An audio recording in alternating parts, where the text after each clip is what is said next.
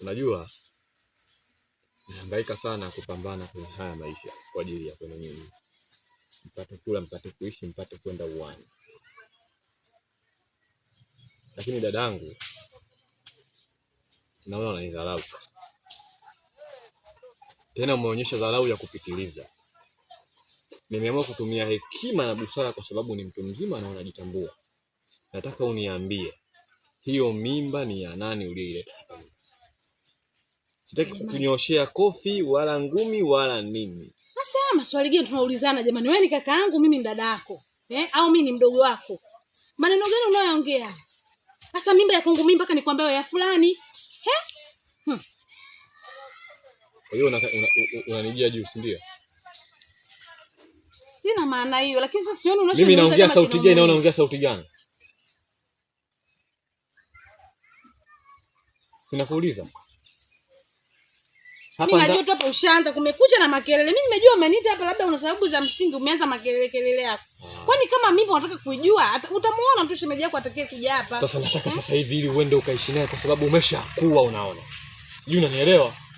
Tena ngoja nikwambie kitu.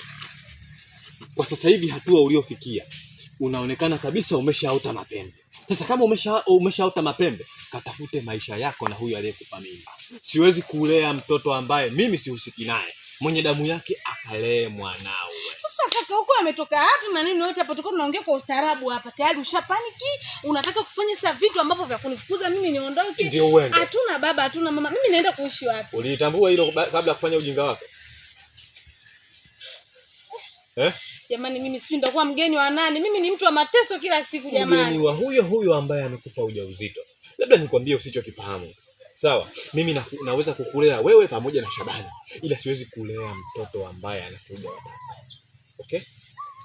Kipato changu na kifahamu naweza kuwalea nyinyi wawili. Oya, hii sio hospitali. Hii sio nyumba ya sema ya watoto yatima hii. Hii sio nyumba ya walezi. Okay? Jaribu kufanya mwafaka wa kuenda kwa mwenzako aliyekupa. Sitaki kumfahamu ni nani kwa sababu umeshaanza kukataa na kuniambia ni nani. Oya, nimeongea nawe kistaarabu sana. Na naendelea kumaliza kistaarabu. Jaribu kufanya mwafaka wa kwenda kwa mwenzako. Umenielewa? Nitazame. Niangalie usoni. Naondoka. Nikirudi hapa nimkute Shabani peke yake, wewe sikukuta. Umenielewa? Mimi najua yote nateseka kwa sababu sina baba wala mama.